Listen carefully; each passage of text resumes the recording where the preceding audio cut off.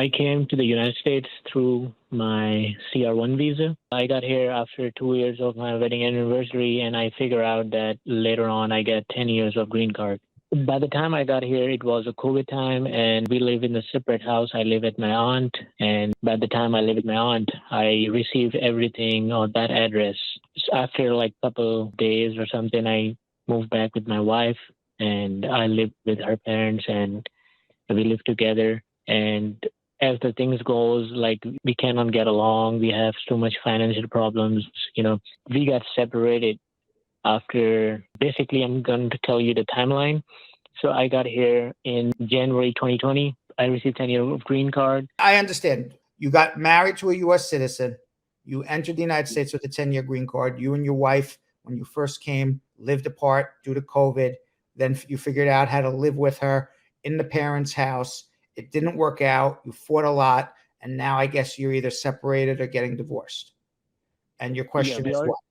Yeah, I already got divorced. Now I'm thinking about what's going to happen when I'm going to apply for my citizenship. What's going to happen is this.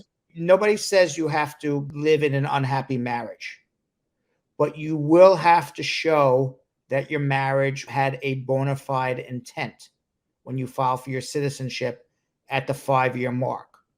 And to show it had a bona fide intent would have to show that you had a real relationship with your spouse. It just didn't work out. And you described that to me. So hopefully you'll be able to describe that as well to the immigration officer and be able to document it as well.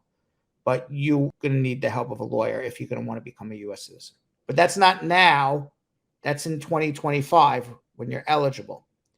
What I would be doing now is trying to collect as much documentation as you can to demonstrate the bona fide intent of your marriage, which would be all your correspondence you have with your ex-wife, any financial documentation, any proof that you and her live together in the parents' home.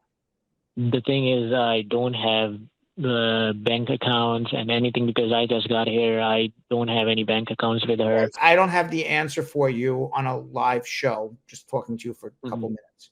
But you're definitely going to need the help of a lawyer if you're going to want to become a citizen. So hold on one second. Sure. Okay.